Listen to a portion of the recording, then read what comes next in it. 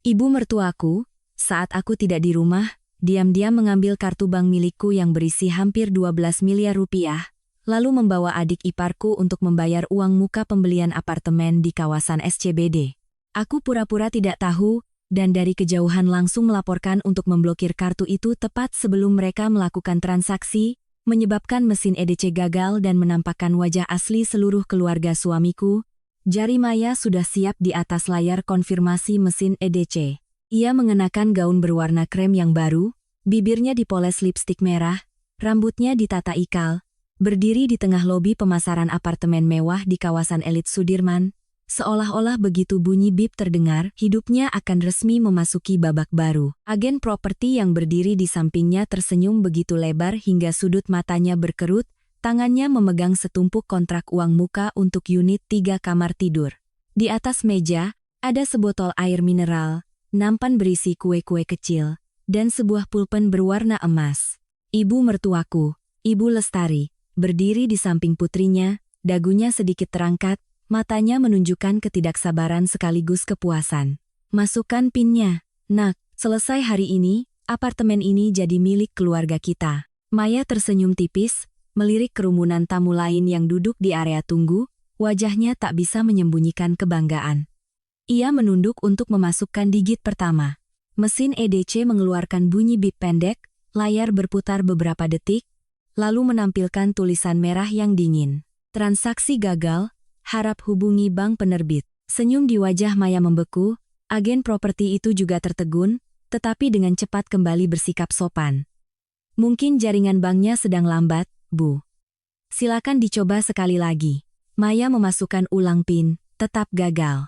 Ia mencoba untuk ketiga kalinya, tangannya mulai gemetar. Ibu Lestari segera merebut kartu itu dari tangan putrinya, membolak-baliknya seolah dengan melihat lebih saksama.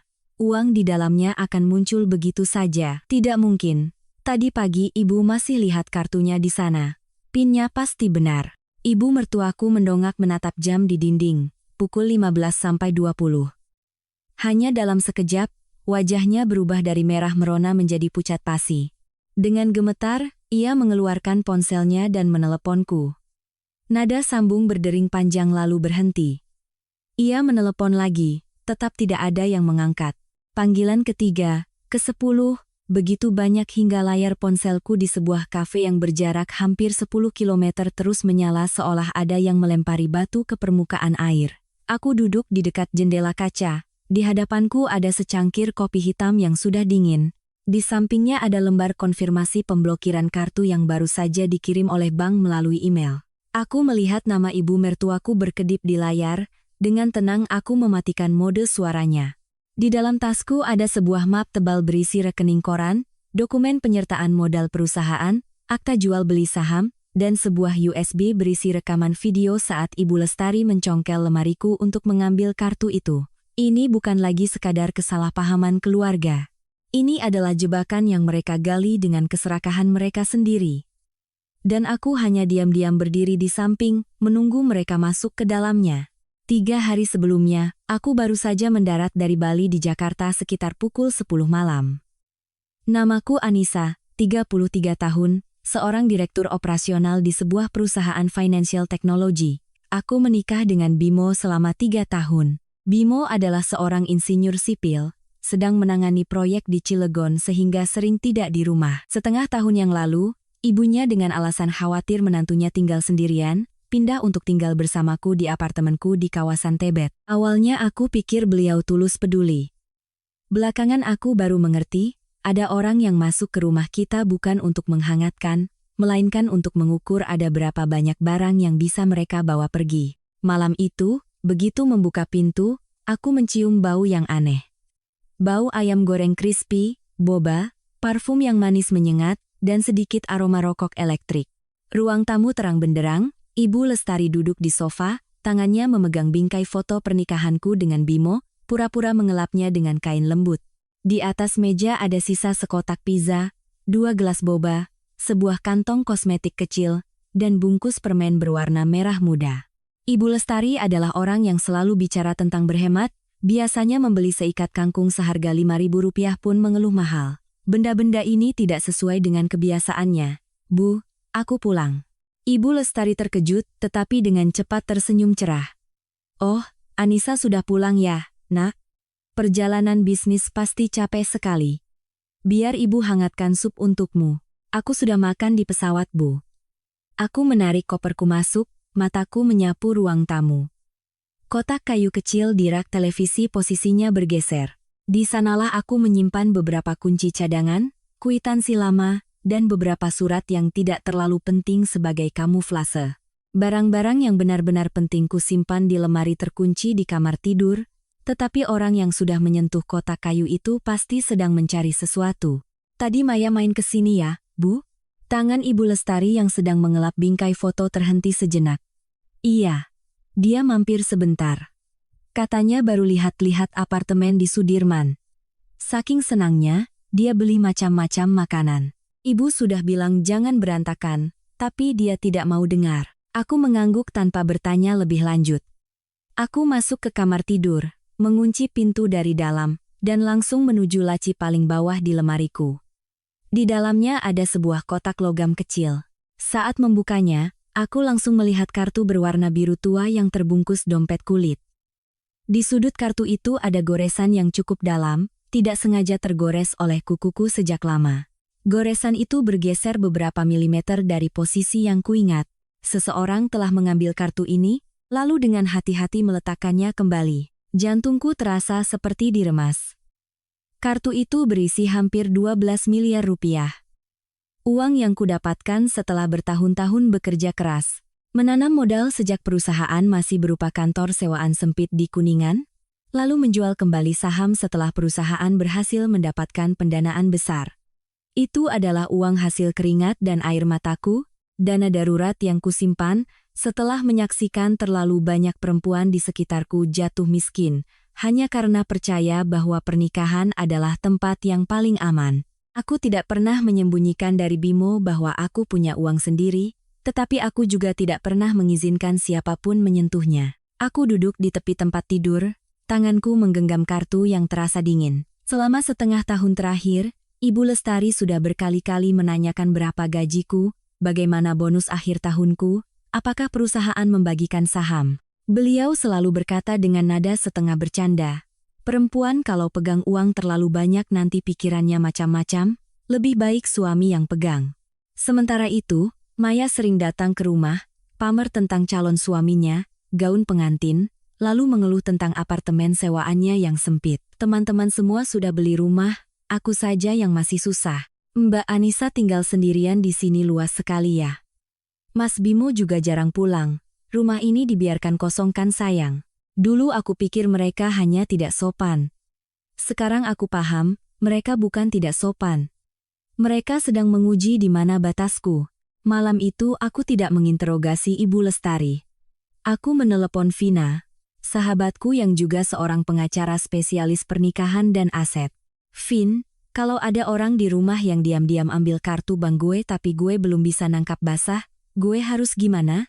Vina diam selama 2 detik, lalu bertanya langsung. Ibu mertua atau adik ipar? Gue belum yakin.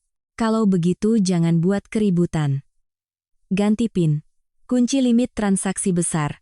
Periksa semua dokumen sumber dana untuk membuktikan itu aset pribadimu. Yang paling penting, harus ada bukti mereka mengambil kartu itu dengan sengaja dan berniat memakai uangnya.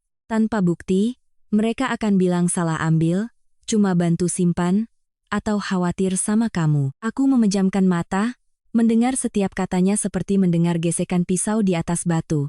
Gue punya dokumen saham, akta jual beli, rekening koran. Uang itu murni hasil kerja gue. Kalau begitu simpan baik-baik. Dan Nisa, kali ini jangan lembek. Mereka sudah berani menyentuh kartumu, artinya di dalam hati mereka, uangmu sudah dianggap uang mereka. Setelah menutup telepon, aku duduk lama dalam kegelapan. Di ruang tamu, Ibu Lestari masih mondar-mandir, sengaja menciptakan suara seolah-olah seorang ibu mertua yang sedang mengurus rumah. Tetapi di balik kepedulian itu, ada jari-jari yang pernah menggeledah lemariku. Keesokan paginya, aku menempelkan sehelai rambut kecil di bagian dalam pembungkus kartu. Siapapun yang menarik kartu itu keluar, helai rambut itu akan putus. Aku meletakkan kartu itu kembali ke tempatnya, mengunci kotak, mengunci lemari, lalu pergi bekerja seolah tidak terjadi apa-apa. Sebelum aku berangkat, Ibu Lestari masih sempat memberikan sekotak bekal. Kalau kerja ingat makan tepat waktu ya, nak. Perempuan cari uang hebat juga harus jaga kesehatan. Aku menatap senyum ramah di wajahnya, dan untuk pertama kalinya merasakan punggungku merinding. Sore harinya, aku pergi ke bank, dan meminta agar setiap transaksi di atas 500 juta rupiah harus dikonfirmasi langsung dengan KTP dan tanda tanganku. Aku juga meminta manajer nasabah prioritasku untuk waspada jika ada yang membawa kartu itu untuk melakukan transaksi tidak wajar. Setelah itu, aku mampir ke toko elektronik dan membeli 2 kamera kecil dengan penyimpanan cloud. Satu kupasang di rak buku menghadap ruang tamu, satu lagi kusembunyikan di pot tanaman palsu yang berhadapan dengan lemari di kamar tidur. Malamnya saat aku pulang, Ibu Lestari bertanya, "Beli apa itu, nak?" "Penguat sinyal Wi-Fi, Bu. Akhir-akhir ini jaringannya lemah." Beliau tidak curiga. Atau mungkin beliau terlalu yakin bahwa aku masih menantu yang penurut, mudah diajak kompromi, dan mudah diikat dengan 2 kata demi keluarga. Saat makan malam, Ibu Lestari memulai pembicaraan. "Nisa, Ibu mau bicara sesuatu, jangan dianggap beban ya." Maya dan calon suaminya sedang berencana membeli apartemen di Sudirman. Harganya agak tinggi, dan pihak keluarga laki-laki hanya bisa membantu sebagian. "Kalau kamu ada uang lebih, apa bisa pinjamkan adikmu 1,5 miliar untuk uang mukanya dulu?" Aku meletakkan sendok dan garpu, menatapnya. 1,5 miliar bukan jumlah yang kecil, Bu. Beliau tertawa ringan. Bagi orang lain mungkin besar, tapi Ibu tahu buat kamu itu tidak seberapa. Kamu pintar cari uang. Maya itu adik kandung Bimo, sama seperti adikmu sendiri. Satu keluarga saling membantu saat kesulitan itu kan hal yang baik. Aku menatap mangkuk sup di hadapanku, uap panasnya membuat mataku sedikit pedih. Aku tidak bisa meminjamkannya, Bu. Uangku sudah ada rencana lain. Senyum di wajah Ibu Lestari memudar dengan cepat. Rencana apa yang lebih penting daripada adik iparmu menikah dan punya rumah yang layak? Sebelum aku sempat menjawab, pintu terbuka. Maya masuk, tangannya memegang segelas boba, wajahnya cemberut seolah sudah mendengar pembicaraan dari luar. "Mbak Anissa, aku kan cuma mau pinjam. Mbak ngomongnya kayak aku mau merampok saja." Aku menatapnya, suaraku tetap tenang. "Kalau pinjam, apa kamu punya surat perjanjian utang? Ada batas waktu pengembalian? Ada kemampuan untuk mengembalikan?" Wajah Maya memerah. "Mbah ngomong begitu merendahkan aku karena aku miskin, kan?" Ibu Lestari menggebrak meja. "Anissa, jangan keterlaluan. Uang memang penting, tapi ikatan keluarga lebih penting. Hari ini kamu tidak mau membantu adikmu, jangan salahkan kalau nanti keluarga ini bersikap dingin padamu." Aku berdiri dan membawa piringku ke wastafel. "Aku capek, Bu."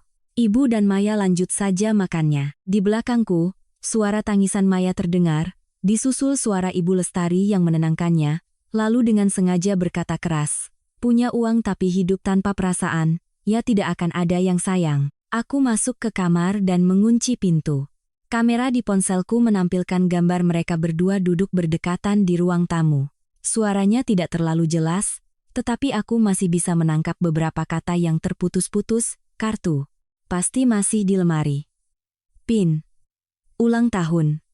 Kalau dia tidak mau, kita punya cara." Aku mematikan layar, duduk membeku dalam gelap. Amarah dalam diriku tidak meledak menjadi teriakan. Ia membeku dalam diam, lebih tajam dan lebih dingin dari kutukan manapun. Aku paham makan malam ini hanyalah peringatan pertama. Mereka datang bukan untuk meminta bantuanku, mereka datang untuk memberitahuku bahwa mereka sudah memilih cara untuk mengambil uangku. Dan jika mereka ingin bermain sampai akhir, aku tidak akan lagi menjadi perempuan yang duduk diam menunggu di mangsa. Keesokan paginya, aku bangun sangat pagi, meskipun hampir semalaman tidak bisa tidur. Ruang tamu sunyi, hanya terdengar suara sandal Ibu Lestari yang bergesekan pelan di lantai. Aku membuka ponsel untuk memeriksa kamera, rekaman dari semalam masih utuh. Gambaran mereka berdua duduk berdekatan, berbisik membicarakan kartuku membuat dadaku sesak seperti ditimpa batu. Aku tidak takut kehilangan uang, karena aku sudah sempat mengamankan transaksi besar. Yang membuatku merinding adalah cara mereka dengan santai, menganggap perampasan uangku sebagai sebuah rencana keluarga. Aku melangkah keluar. Ibu Lestari sedang memasak bubur di dapur. Melihatku, beliau berbalik dan tersenyum, seolah tidak pernah ada percakapan tegang semalam. Nisa sudah bangun nak, ibu buatkan bubur ayam. Kamu kerja keras akhir-akhir ini, harus makan yang hangat. Aku menatap senyum itu, dan tiba-tiba mengerti mengapa orang yang paling serakah dan menakutkan bukanlah yang berteriak-teriak, melainkan yang mengasah pisau di belakang punggung sambil bertanya apakah kita lapar. Iya, terima kasih, Bu. Aku duduk di meja makan. Ibu Lestari meletakkan mangkuk bubur di hadapanku, lalu sengaja menghela napas. Semalam ibu pikir-pikir lagi. Soal Maya, kalau kamu merasa berat, ibu juga tidak akan memaksa. Tapi sebagai kakak ipar, kamu seharusnya punya sedikit rasa kasihan pada adikmu. Anak perempuan menikah tanpa punya rumah yang layak, nanti di keluarga suaminya bisa dipandang sebelah mata. Aku mengaduk bubur, suaraku pelan tapi jelas. Aku mengerti, Bu, tapi dipandang sebelah mata bukan alasan untuk mengambil uang orang lain dan menjadikannya milik sendiri. Ibu Lestari terdiam, matanya berkedip cepat, tetapi beberapa detik kemudian beliau tertawa lagi. Kamu ini bicaranya serius sekali. Siapa yang mengambil milik siapa? Ibu kan cuma bilang pinjam. Pinjam itu harus ada kemampuan mengembalikan. Kalau tidak mampu tapi tetap mau mengambil uangnya, itu bukan pinjam. Suasana di meja makan langsung membeku. Ibu Lestari menunduk, memunguti beberapa potong daun bawang yang jatuh di tepi mangkuk, suaranya menjadi berat. Sudah 3 tahun tinggal di keluarga ini, tapi hitung-hitunganmu masih seperti orang luar. Aku meletakkan sendok. Aku hitung-hitungan karena itu uang hasil keringat dan air mataku, Bu. Beliau tidak menjawab lagi, tapi tatapan matanya, saat itu tidak bisa lagi menyembunyikan rasa kesalnya.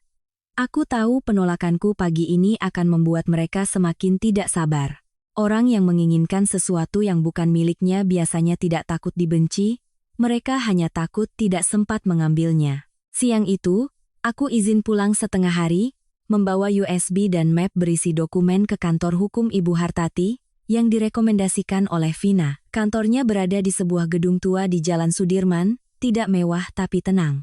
Ibu Hartati membaca setiap lembar perjanjian modal, setiap rekening koran transfer uang, lalu menatapku. Nisa, dokumenmu cukup kuat. Sumber dana ini jelas berasal dari saham yang kamu miliki sebelum menikah. Tapi saya harus peringatkan, jika suami dan keluarganya sengaja memulai sengketa, mereka akan mencoba mengatakan ini adalah harta gonogini yang diperoleh selama masa pernikahan. Apa yang harus saya lakukan? Simpan semua dokumen asli, buat salinannya di banyak tempat. Dan yang terpenting, jika mereka mengambil kartu itu atau mencoba menggunakan uangnya, harus ada bukti yang jelas. Jangan berdebat dengan emosi, biarkan mereka meninggalkan jejak sendiri. Aku mengangguk.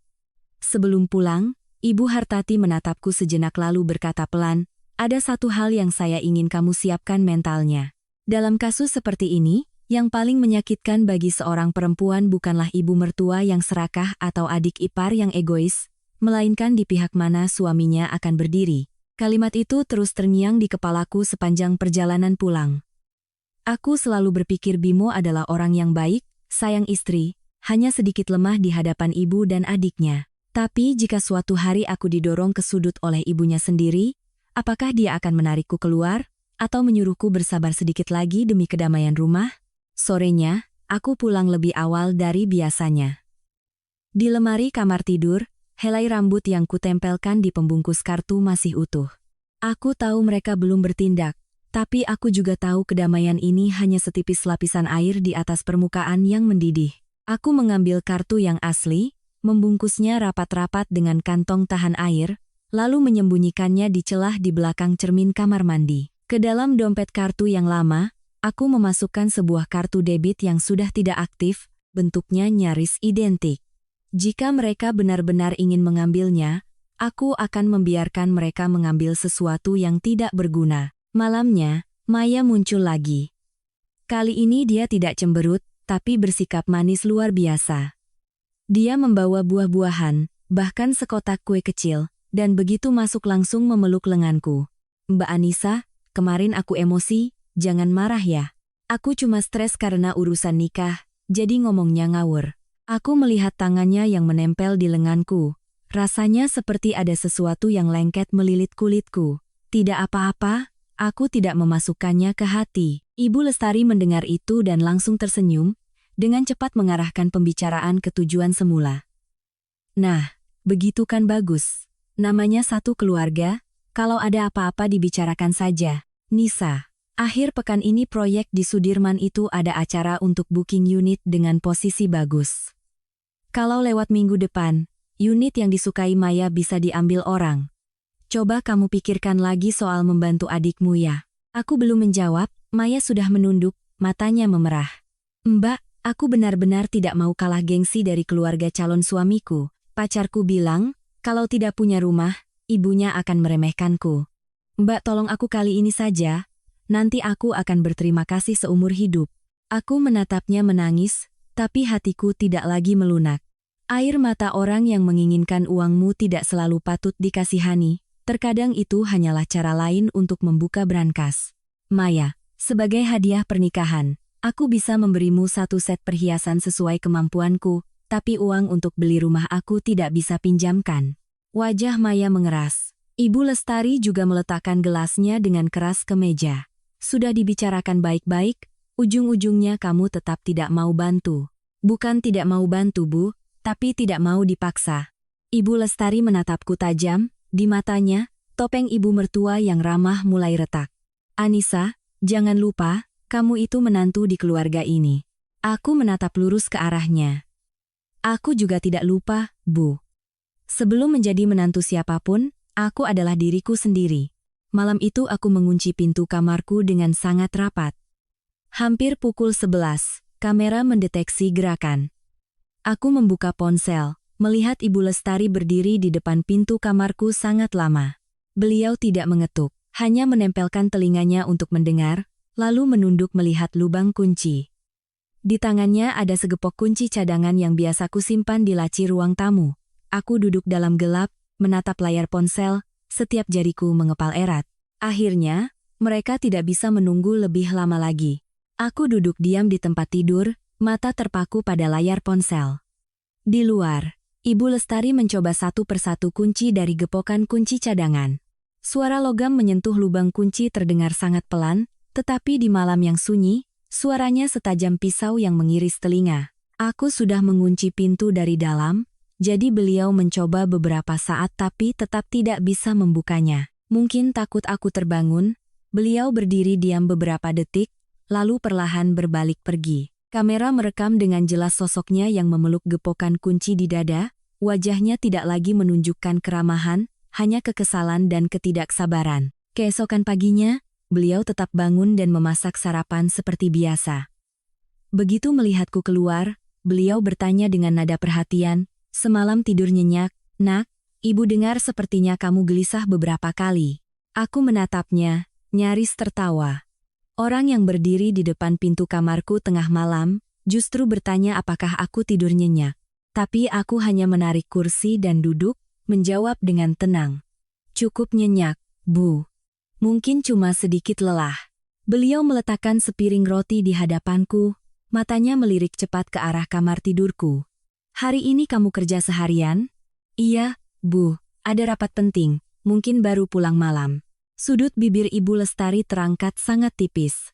Jika tidak diperhatikan dengan saksama, orang akan mengira itu hanya senyum biasa dari seorang ibu mertua yang mendengar jadwal menantunya. Tapi aku sudah terlalu paham tatapan itu. Itu adalah tatapan seseorang yang baru saja mendengar pintu menuju harta karun akan segera terbuka. Aku pergi ke kantor, tapi tidak bisa fokus pada pekerjaan. Pukul 10 pagi, ponselku memberitahukan ada gerakan dari kamera di ruang tamu. Aku segera membawa ponsel ke ruang rapat kecil, mengunci pintu, dan membuka siaran langsung. Ibu Lestari sedang mondar-mandir di dalam rumah, tangannya memegang telepon. Beberapa saat kemudian, Maya muncul. Dia mengenakan pakaian kantor tapi memakai sandal jepit. Jelas sekali dia tidak pergi bekerja. "Bu, yakin Mbak Anissa sudah pergi?" "Sudah, pulangnya malam." "Cepat, jangan lama-lama."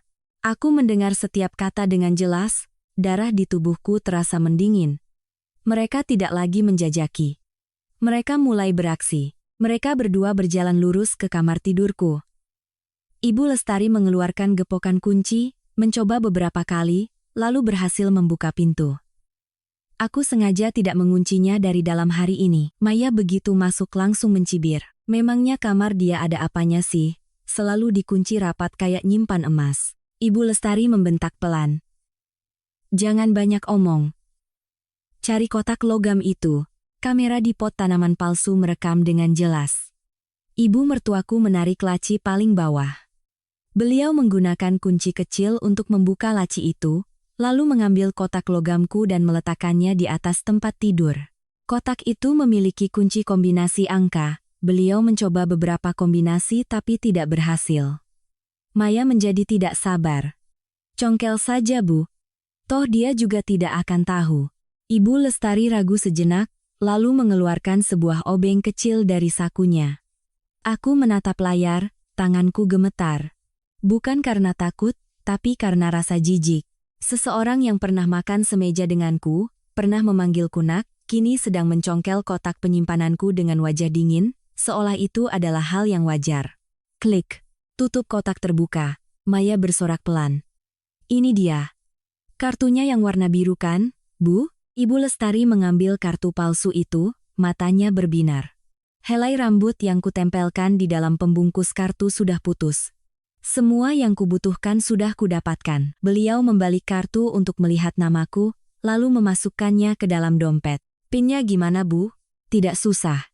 Tanggal lahirnya, tanggal lahir Bimo, tanggal pernikahan, pasti di sekitar angka-angka itu. Kalau tidak bisa, nanti telepon masmu, suruh dia tanya baik-baik. Maya tersenyum sinis. Dasar punya uang tapi pelit. Kalau dari awal kasih pinjam 1,5 miliar kan tidak akan jadi begini. Aku menyimpan rekaman video itu di ponselku, langsung menyalinnya ke cloud, lalu mengirimkannya ke Vina dan Ibu Hartati. Kurang dari 1 menit kemudian, Vina menelepon, suaranya menahan amarah. Nisa, lapor polisi saja. Ini sudah pencurian.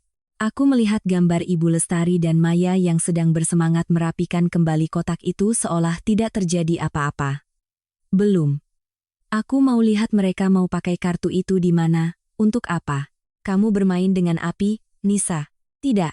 Aku sedang membiarkan mereka menyalakan obor untuk menerangi wajah mereka sendiri. Sore itu aku tetap pulang tepat waktu.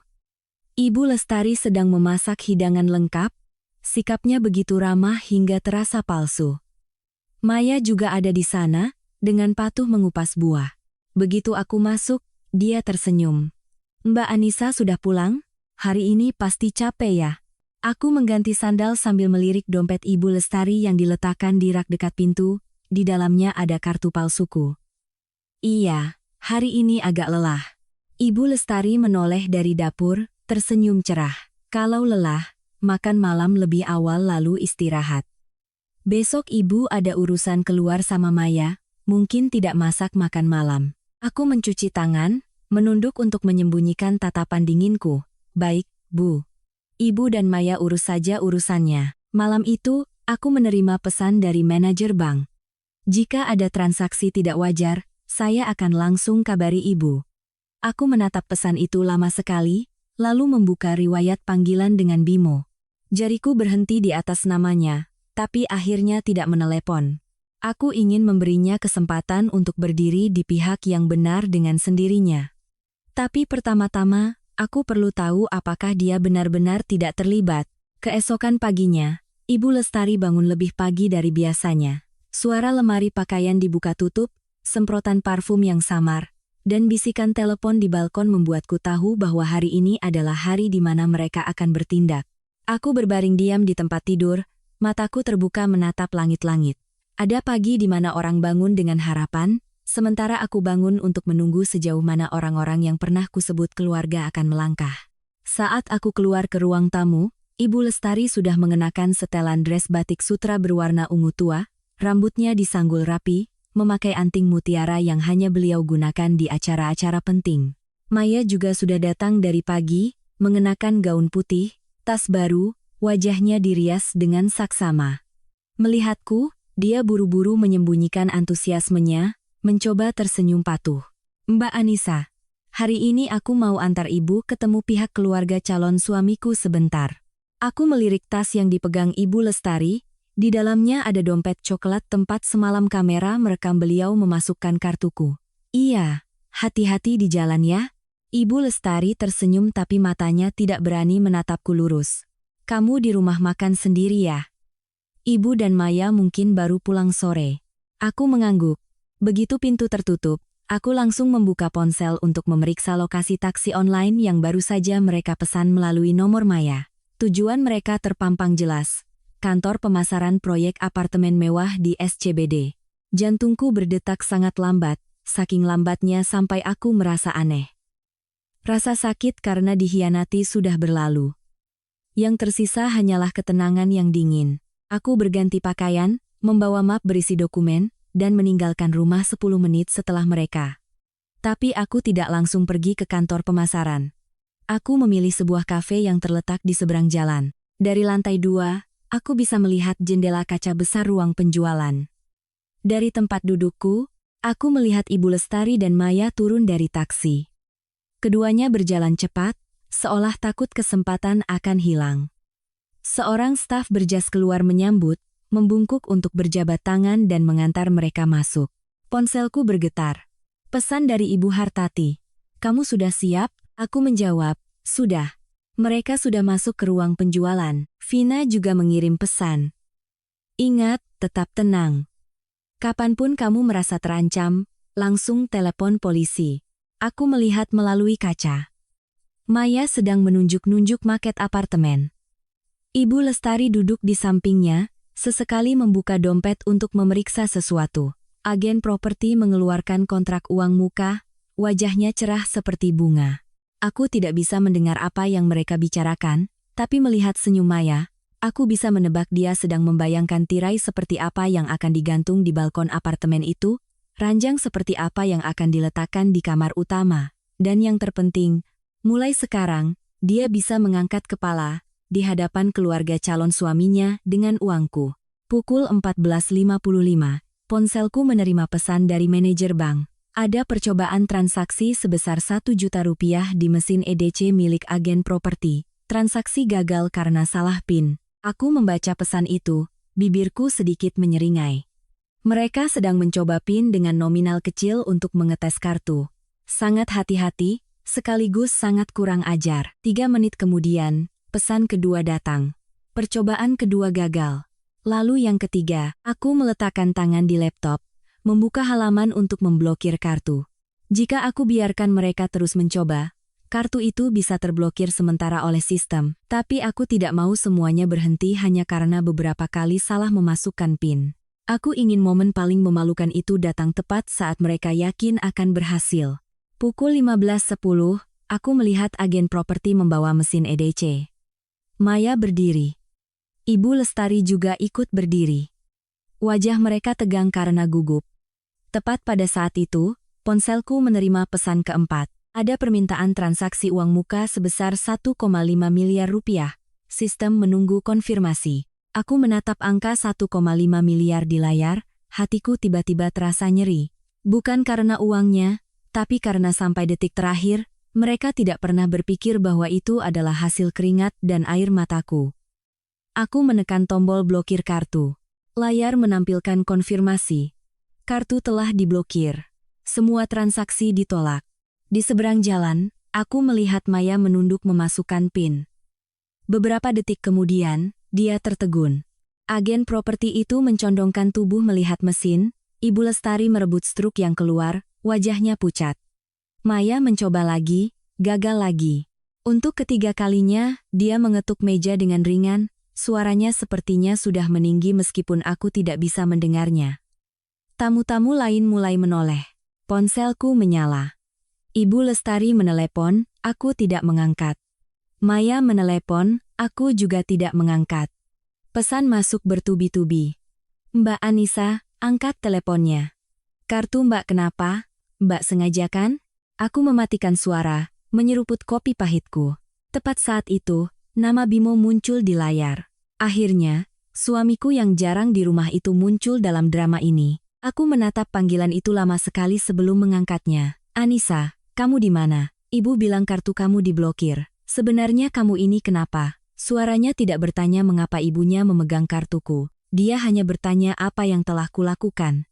Hanya dengan satu kalimat itu, hatiku terasa seperti ada yang memotong tali terakhirnya. Aku menunduk melihat ke kantor pemasaran di seberang jalan, melihat Ibu Lestari dan Maya yang panik di tengah tatapan penuh selidik, lalu dengan tenang menjawab, aku hanya mengunci asetku sebelum dicuri orang lain. Di seberang telepon hening beberapa saat, aku bisa mendengar suara angin bercampur suara mesin proyek dari lokasi Bimo, lalu suaranya merendah. Maksud kamu apa? Ibu cuma pinjam kartu untuk bantu Maya booking apartemen. Perlu ya kamu buat semuanya jadi seribet ini? Aku tertawa sangat pelan. Ternyata dia tahu, setidaknya dia tahu ibunya memegang kartuku. Pertanyaan terakhir di hatiku baru saja terjawab, tapi jawaban itu tidak membuatku lega. Rasanya seperti tamparan yang lambat, sakitnya datang belakangan tapi meresap dalam. Kamu tahu ibumu pegang kartuku? Bimo ragu-ragu. Aku baru dengar dari ibu tadi pagi. Ibu bilang kamu terlalu perhitungan, tidak mau bantu Maya, jadi ibu niatnya pegang sementara kartunya. Nanti kita sekeluarga bicara lagi baik-baik sama kamu. Pegang sementara kartu yang ada di dalam kotak terkunci di dalam lemari di kamar tidurku. Ibumu mencongkel kotaknya, dan kamu menyebut itu pegang sementara? Suara Bimo mulai kesal. Anissa, jangan pakai kata-kata yang berat begitu. Bagaimanapun juga itu ibuku. Ibu cuma kasihan sama Maya, ingin memastikan putrinya punya tempat tinggal yang layak sebelum menikah. Aku melihat ke seberang jalan. Maya sedang memegang telepon sambil menunjuk-nunjuk ke arah agen properti, wajahnya memerah. Ibu Lestari berdiri sedikit menepi, meneleponku sambil menyeka keringat di dahinya. Para tamu di lobi mulai menatap mereka dengan penasaran. Mereka telah mengubah keserakahan menjadi sebuah pertunjukan publik. Tapi di mata Bimo, orang yang membuat semuanya menjadi rumit adalah aku. Bimo, apa kamu pernah bertanya pada dirimu sendiri? Kenapa ibumu merasa berhak menggunakan uangku untuk mengurus Maya? Dia menghela napas berat. Uangmu kan juga uang selama masa pernikahan. Suami istri tidak perlu perhitungan sampai segitunya. Aku memejamkan mata. Kalimat itu membuat semua perasaan dalam diriku mendingin.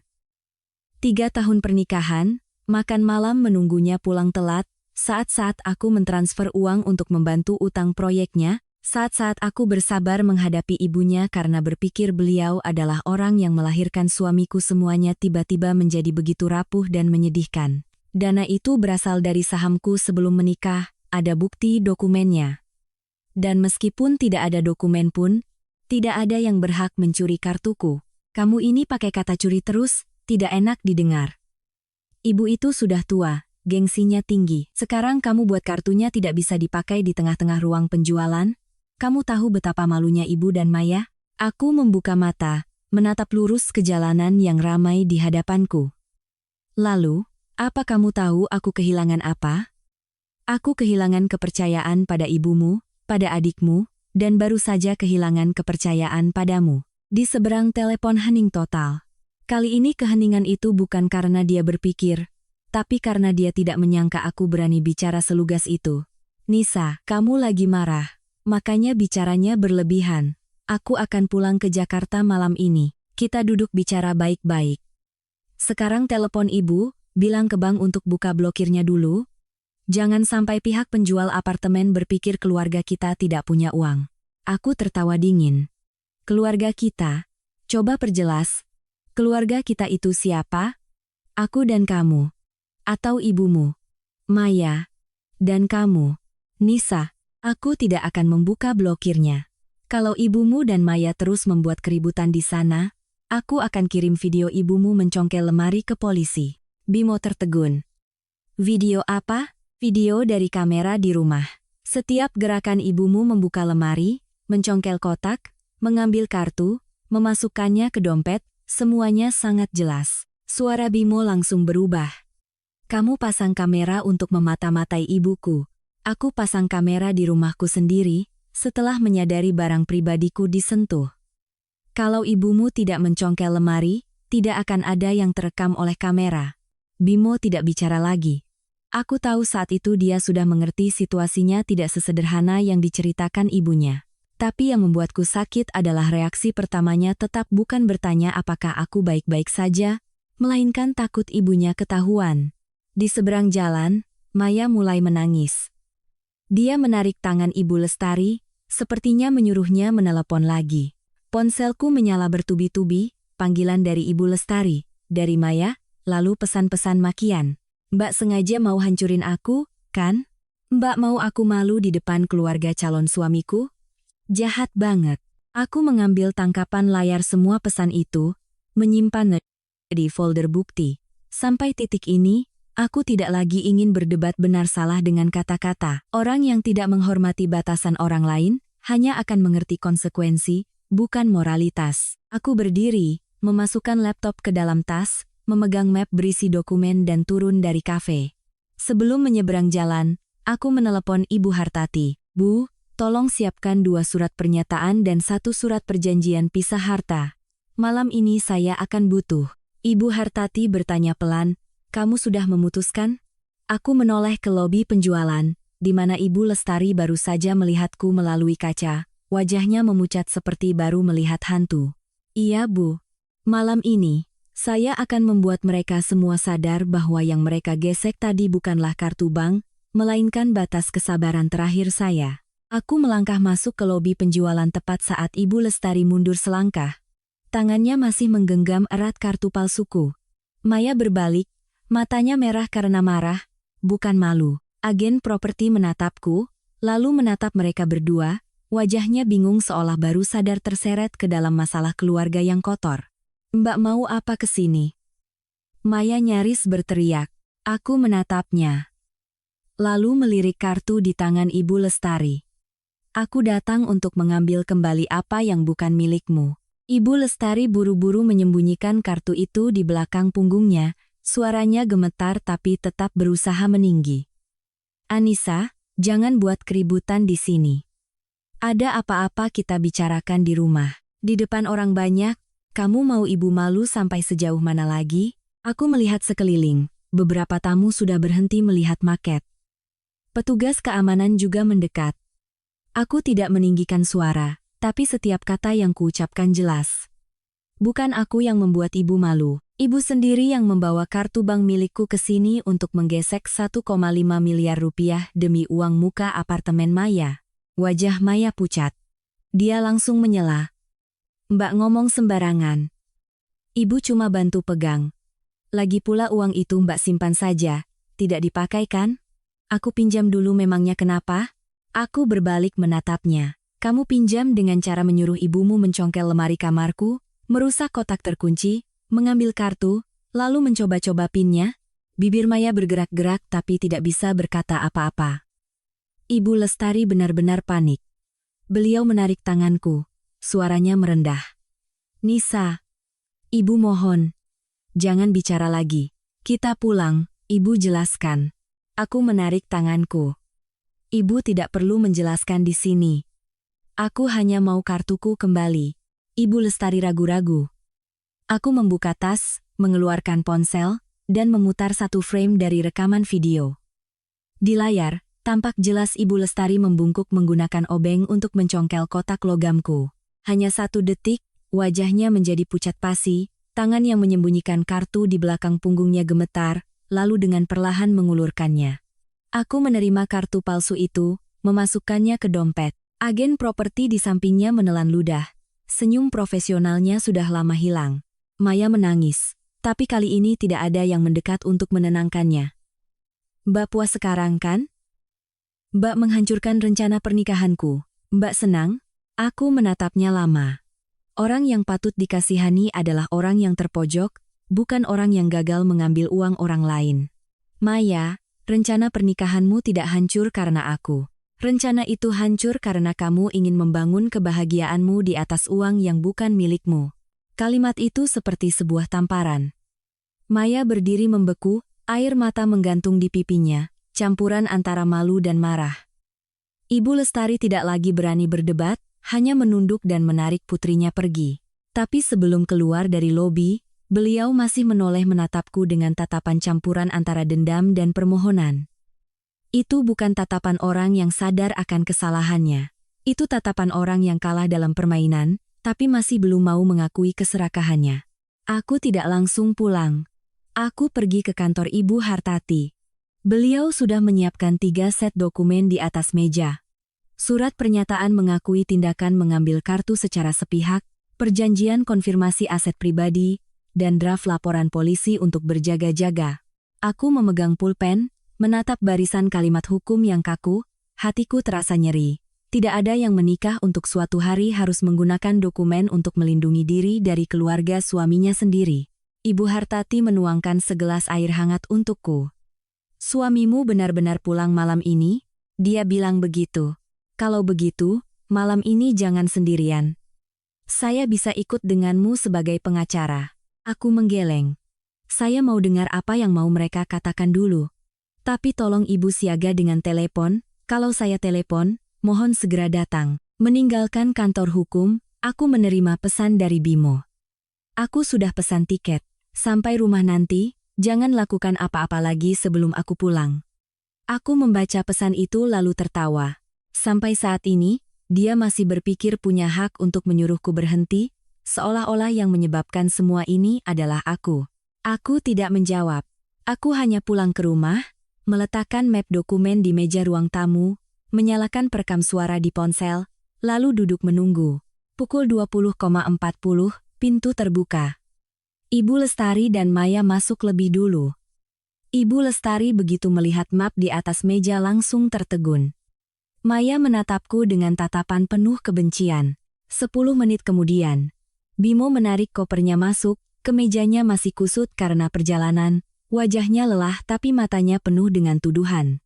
Dia menatapku, kalimat pertamanya bukanlah permintaan maaf. Anissa, apa kamu benar-benar mau mendorong ibuku ke jalan buntu? Aku mengangkat kepala, begitu tenang sampai aku merasa asing dengan diriku sendiri. Tidak. Aku hanya ingin melihat malam ini, di rumah ini, siapa yang masih bisa membedakan mana yang benar dan mana yang salah. Pertanyaan Bimo jatuh di tengah ruang tamu seperti batu yang berat. Ibu Lestari langsung duduk merosot di sofa, memegangi dadanya, suaranya bergetar seolah baru saja mengalami penderitaan yang luar biasa. Bimo, dengar istrimu bicara. Ibu membesarkanmu bertahun-tahun. Sekarang hanya karena sebuah kartu. Dia mau memenjarakan ibumu. Maya yang berdiri di sampingnya juga ikut menangis terseduh-seduh. Mas Bimo, aku tidak butuh apartemen itu lagi. Aku lebih baik direndahkan keluarga orang daripada melihat ibu dipaksa seperti ini oleh Mbak Anissa. Aku melihat mereka berdua berkolaborasi dengan begitu sempurna. Satu berperan sebagai ibu yang malang, satu lagi sebagai adik yang berkorban.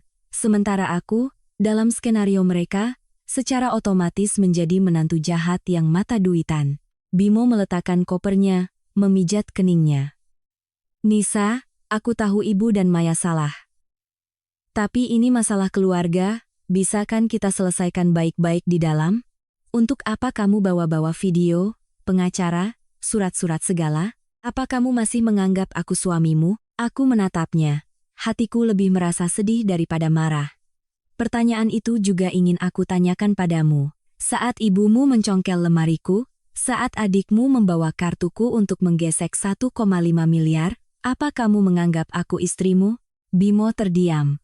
Dia melirik Ibu Lestari. Ibunya langsung menangis lebih keras. Ibu tidak mencongkel. Ibu hanya buka untuk lihat saja.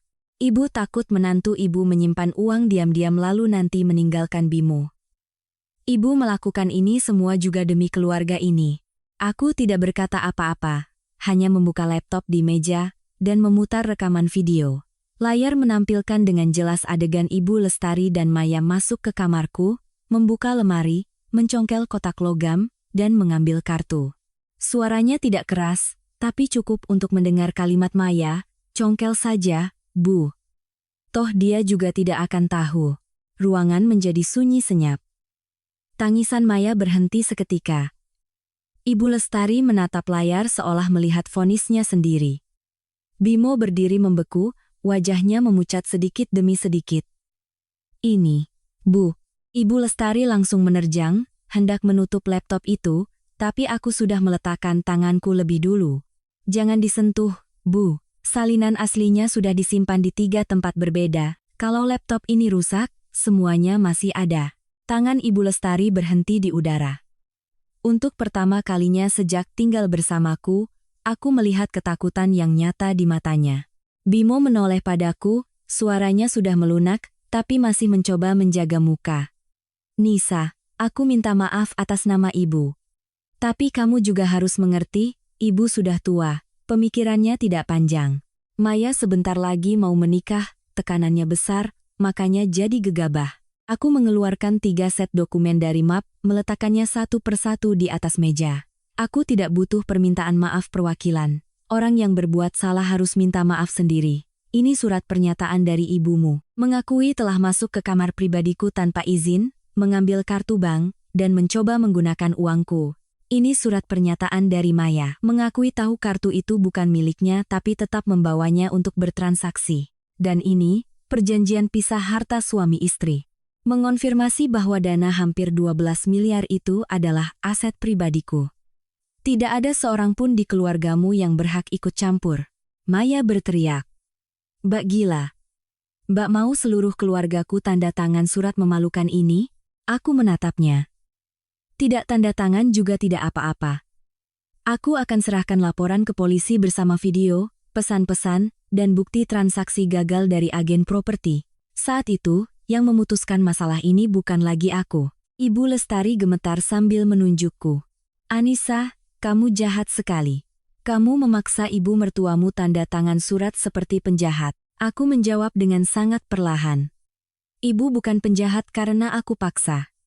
Ibu berada di ambang menjadi penjahat karena ibu sendiri yang mencongkel kotak dan mengambil kartuku. Bimo menarik kursi dan duduk, bahunya terkulai. Dia melihat tumpukan kertas di meja, lalu melihat ibunya, tatapannya bingung. Aku tahu saat ini dia tidak sakit karena aku terluka. Dia sakit karena ibunya tertangkap basah, karena keluarganya tidak punya jalan untuk mundur. Nisa, apa harus sampai seperti ini? Aku menatap lurus ke arahnya. Harus. Karena jika hari ini aku tidak melakukannya sampai seperti ini, besok kalian akan melakukan apa terhadapku? Kalimat itu membuat Bimo menunduk. Maya masih menangis, tapi suaranya sudah mengecil, berubah menjadi isakan tertahan karena takut. Ibu Lestari mengambil pulpen lalu meletakkannya lagi, bibirnya bergetar hebat. Aku tidak mau tanda tangan. Kalau kamu berani, laporkan saja. Aku mengangkat ponsel, membuka nomor Ibu Hartati. Kalau begitu, saya undang pengacara ke sini dan kita selesaikan semuanya sesuai hukum. Ibu Lestari menatap ponsel di tanganku, dan akhirnya menangis sungguhan. Tapi kali ini aku tidak lagi merasa kasihan. Ada air mata yang hanya jatuh saat seseorang sadar dia telah kalah, bukan saat dia sadar dia telah berbuat salah. Suasana di ruang tamu menjadi sangat pekat. Ibu Lestari duduk di sana, tangannya mencengkeram tepi surat pernyataan, kukunya menggores permukaan meja, mengeluarkan suara yang memilukan. Maya berdiri di belakang ibunya, bibirnya gemetar tapi matanya masih penuh dendam. Sementara Bimo duduk di hadapanku, wajahnya menunjukkan kelelahan, kekecewaan, dan ketidakberdayaan yang mendalam. Hanya aku yang anehnya merasa tenang. Mungkin saat seseorang sudah merasakan sakit sampai ke dasarnya, ia tidak akan lagi gemetar. Ibu Lestari mengangkat kepala menatap Bimo, suaranya tercekat. Anakku, lihat istrimu.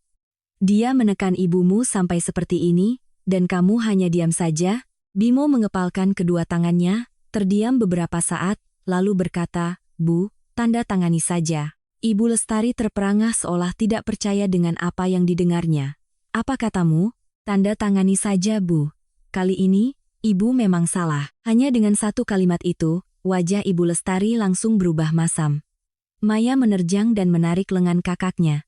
Mas Bimo, Mas sudah dicuci otaknya ya. Ibu melakukan ini kan juga demi aku, demi keluarga kita. Dia punya uang sebanyak itu, bantu sedikit saja memangnya kenapa?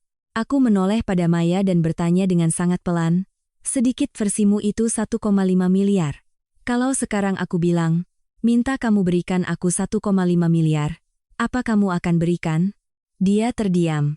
Aku mana punya uang sebanyak itu. Lalu kenapa sesuatu yang tidak kamu miliki, kamu pikir aku punya kewajiban untuk memberikannya? Maya menggigit bibirnya, air mata kembali mengalir. Tapi kali ini tidak ada yang membujuknya. Pertanyaanku menggantung di ruangan itu, dingin dan begitu jelas hingga tidak ada yang bisa berpura-pura tidak mengerti. Ibu Lestari mengangkat pulpennya, tangannya begitu gemetar hingga goresan pertamanya miring. Beliau menulis sambil menangis, setiap huruf seolah dipaksa keluar dari tenggorokannya. Aku duduk di hadapannya, tidak mendesak, juga tidak melunak. Surat pernyataan itu dengan jelas menyatakan, beliau telah masuk ke kamar pribadiku tanpa izin, membuka lemari, mencongkel kotak logam, mengambil kartu bank tanpa persetujuan, lalu membawanya ke kantor pemasaran properti untuk melakukan transaksi uang muka apartemen untuk Maya. Semakin dibaca, wajah Bimo semakin pucat. Mungkin baru saat inilah dia benar-benar mengerti sejauh mana ibunya telah melangkah. Ketika Ibu Lestari selesai menandatangani, aku mendorong surat pernyataan kedua ke hadapan Maya. Sekarang giliranmu, Maya berteriak. Aku tidak mau tanda tangan. Aku tidak mencongkel lemari. Yang mengambil kartu itu ibu, bukan aku. Ibu Lestari mengangkat kepalanya, matanya menatap putrinya dengan penuh luka. Aku melihat dengan jelas momen itu, seorang ibu yang baru saja nekat berbuat salah demi putrinya, tiba-tiba menyadari putrinya siap melimpahkan semua kesalahan padanya. Itu adalah kenyataan yang kejam, tapi sangat setimpal bagi mereka yang menggunakan ikatan keluarga sebagai alasan untuk berbuat salah bersama. Aku memutar video kedua, di mana Maya berdiri di samping Ibu Lestari dan dengan mulutnya sendiri berkata, "Congkel saja, Bu." Dia menatap layar, wajahnya pucat pasi. Kamu tanda tangan, atau aku kirim kedua video ini ke pihak keluarga calon suamimu, biar mereka lihat sendiri bagaimana cara calon menantu mereka mau membeli rumah. Maya merosot di kursi. Kali ini dia tidak menangis keras. Dia mengambil pulpen dan menandatangani dengan sangat cepat, seolah takut jika melihat lebih lama, dia akan melihat wajahnya sendiri di sana.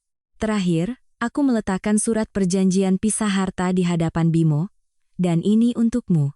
Bimo melihat kertas itu, suaranya serak.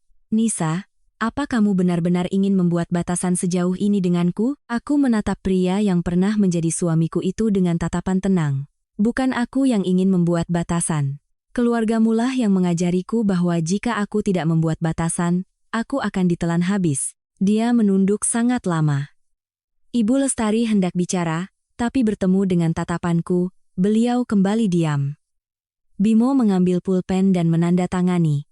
Goresan namanya terasa berat. Terputus-putus. Seolah setiap tarikan pena menyeret, serta sisa kepercayaan terakhir di antara kami. Aku mengumpulkan semua dokumen, memasukkannya kembali ke dalam map.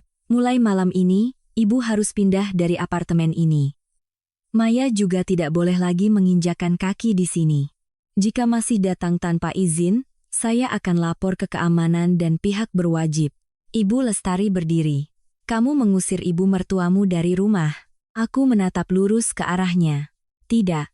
Saya hanya mengambil kembali rumah saya dari tangan orang-orang yang telah menganggap saya sebagai brankas berjalan. Bimo mengangkat kepala, matanya memerah. Nisa. Lalu bagaimana dengan kita? Aku berdiri, memeluk map dokumen di dadaku. Di luar jendela, kota bersinar terang, tapi di dalam hatiku hanya ada kegelapan yang sunyi. Kita akan bicara nanti. Malam ini, aku ingin rumah ini bersih dulu. Ibu Lestari berdiri di tengah ruang tamu, matanya merah menatapku seolah aku baru saja melakukan hal yang sangat keji. Tapi anehnya, saat aku menyuruhnya pergi, beliau tidak lagi berani berteriak seperti sebelumnya. Map berisi surat pernyataan di tasku seperti tali tak kasat mata yang mengikat lehernya. Maya menunduk mengambil tasnya, menangis sambil bergumam, memang kalau punya uang bisa mengusir siapa saja. Dari awal keluarga ini tidak pernah menganggap kita. Aku menatapnya. Maya, apartemen ini atas namaku sebelum menikah. Orang yang tidak menganggap orang lain adalah yang masuk ke kamar pribadi orang lain, mengambil kartu untuk membeli rumah. Dia tidak bisa berkata-kata, hanya bisa menarik tangan Ibu Lestari. Bu, kita pergi saja. Untuk apa di sini dihina-hina? Ibu Lestari menoleh pada Bimo, suaranya tercekat. "Nak, kamu biarkan istrimu mengusir ibumu?" Bimo berdiri membeku. Dia melihat ibunya, lalu melihatku. Wajahnya menunjukkan penderitaan seseorang yang dipaksa memilih.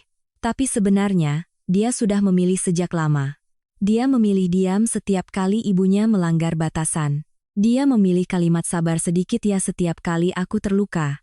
Dan hari ini, semua pilihan kecil itu berkumpul menjadi satu hasil yang tidak bisa diselamatkan. "Bu, pulang ke rumah paman saja dulu untuk beberapa hari. Nanti aku akan bicara lagi dengan Anissa." Ibu Lestari tertawa getir. "Bagus sekali. Ibu melahirkanmu, membesarkanmu, akhirnya karena seorang perempuan, kamu membuang ibumu ke jalan." Aku tidak berkata apa-apa. Ada kalimat yang lahir bukan untuk mencari kebenaran, melainkan untuk membuat pendengarnya merasa bersalah. Jika ini adalah aku yang dulu, mungkin aku sudah luluh. Tapi malam ini, aku hanya merasa lelah. Aku membuka pintu, memanggil petugas keamanan gedung, untuk membantu membawa barang-barang turun ke lobi. Saat petugas keamanan muncul, Ibu Lestari langsung mengubah nadanya, air matanya berlinang. "Lihat Pak, saya sudah tua begini diusir menantu tengah malam. Saya hanya ingin membantu putri saya, tapi dia tidak izinkan, malah memaksa saya tanda tangan surat." Seorang petugas keamanan menatapku dengan ragu. Dengan tenang, aku membuka ponsel dan menunjukkan video saat Ibu Lestari mencongkel kotak. Hanya 10 detik, tatapan ragu itu langsung berubah menjadi canggung. "Maaf, Bu. Saya hanya membantu memindahkan barang. Urusan keluarga, saya tidak berani ikut campur." Ibu Lestari terdiam. Maya menarik kopernya dan berjalan lebih dulu, wajahnya menunduk. Saat pintu lift tertutup, apartemen tiba-tiba menjadi sangat sunyi. Tapi kesunyian itu tidak membuatku lega. Rasanya seperti kehampaan setelah badai. Saat semua pohon tumbang, yang tersisa hanyalah bau tanah basah dan puing-puing. Bimo berdiri di tengah ruang tamu, melihat sekeliling rumah yang pernah menjadi tempat kami makan malam, menonton film, dan bicara tentang masa depan. Suaranya serak.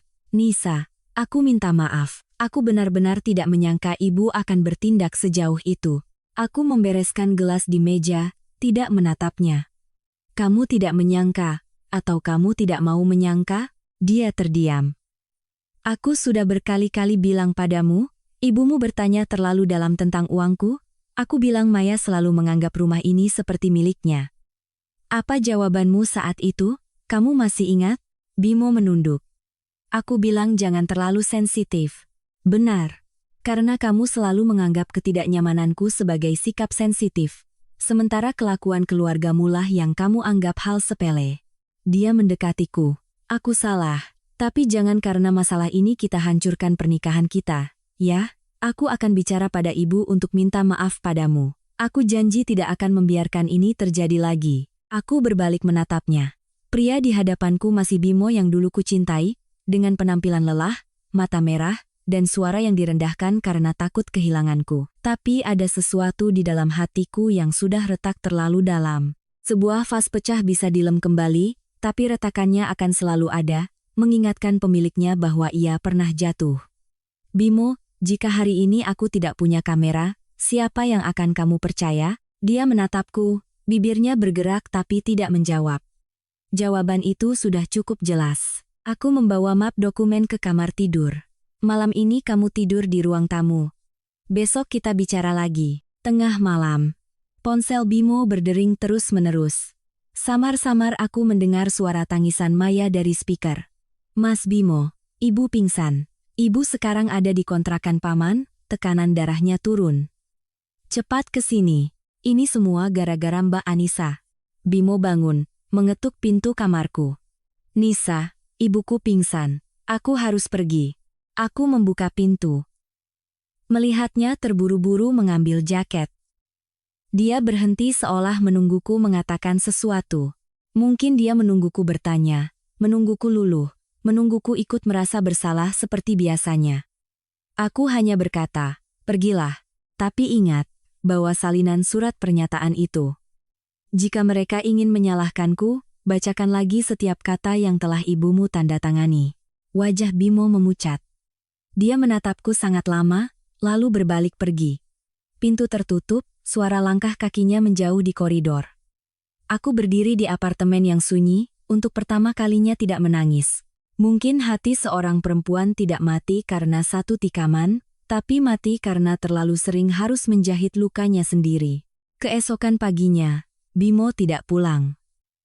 Ada 3 panggilan tak terjawab darinya sekitar pukul 4 pagi, tapi aku tidak menelepon balik. Aku tahu, jika benar-benar ada keadaan darurat, rumah sakit akan punya rekam medis, dokter akan punya diagnosis, bukan hanya air mata dan tuduhan dari Maya. Aku menyeduh secangkir teh panas, duduk di meja makan menatap apartemen yang sunyi. Di sofa masih ada lekukan tempat Ibu Lestari biasa duduk menonton TV. Di dapur masih ada celemek yang beliau gantung. Jejak-jejak itu dulu membuatku berpikir ini adalah sebuah keluarga. Sekarang, mereka hanya mengingatkanku bahwa ada orang yang masuk ke dalam hidup kita begitu lama, tapi tidak pernah benar-benar menghormati kita. Pukul 9, Bimo menelepon. Suaranya serak.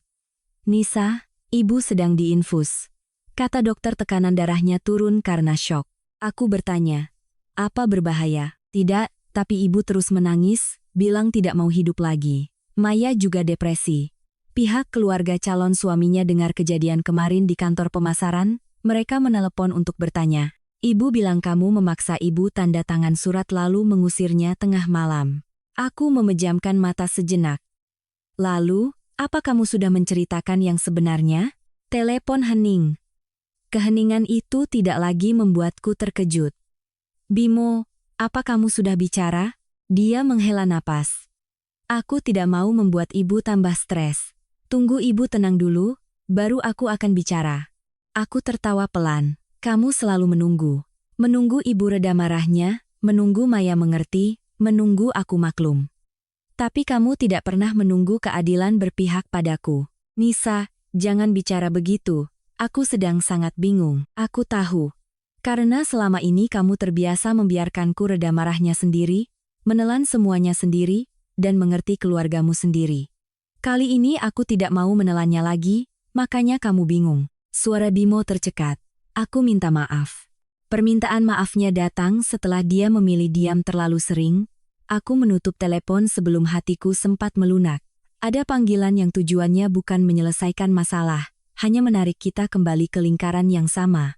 Mereka berbuat salah, mereka menangis, kita kasihan, lalu semuanya terulang lagi. Aku tidak mau lagi hidup dalam lingkaran itu. Siang harinya, aku menerima pesan dari seorang kerabat dari pihak suami. "Nisa, tante sudah dengar ceritanya. Walaupun ibu mertua salah, dia kan orang tua. Sebagai menantu harusnya lebih lembut, jangan membuat suami jadi serba salah." Tak lama kemudian, pesan dari bibi yang lain. "Uang bisa dicari lagi, hubungan keluarga kalau sudah rusak susah diperbaiki." Aku menatap tulisan-tulisan yang begitu familiar hingga terasa konyol. Tidak ada yang bertanya apakah aku terluka. Tidak ada yang bertanya kenapa kartu bank menantu bisa ada di tangan ibu mertua. Semua hanya bertanya kenapa aku tidak bersabar lagi. Aku tidak menjawab satu persatu. Aku hanya mengirim satu pesan ke grup keluarga pihak suami. "Dengan hormat, saya ingin menjelaskan sekali. Saya tidak mengusir orang tua tanpa alasan. Saya punya video ibu mertua masuk ke kamar pribadi saya, mencongkel kotak terkunci, mengambil kartu bank saya, dan membawanya untuk membayar uang muka apartemen untuk putrinya. Saya juga punya surat pernyataan yang ditandatangani oleh ibu dan Maya sendiri. Jika semua masih terus mendengar sepihak dan menyudutkan saya akan bertindak dengan bukti, bukan lagi menjelaskan dengan perasaan." Setelah pesan itu, grup menjadi sunyi senyap. 1 menit, 5 menit, lalu 10 menit, tidak ada satu kata pun yang masuk. Keheningan itu membuatku paham, terkadang orang bukannya tidak tahu mana yang benar dan salah. Hanya saja, saat yang bersalah adalah pihak mereka, mereka berharap korban akan bersikap lebih murah hati daripada hukum. Sore itu, aku mengganti semua kunci di apartemen, mengubah kata sandi pintu, dan mencabut hak akses Ibu Lestari dan Maya di resepsionis. Manajer gedung menatapku sedikit heran tapi tidak banyak bertanya. Aku menandatangani surat konfirmasi. Rasanya seperti sedang menandatangani sebuah batas baru dalam hidupku. Saat aku kembali ke atas, Bimo sudah berdiri di depan pintu. Dia mengenakan kemeja kusut dari semalam, matanya merah, Janggutnya mulai tumbuh. Melihat kata sandi lama tidak berfungsi, dia menatapku tak percaya. Kamu ganti kuncinya?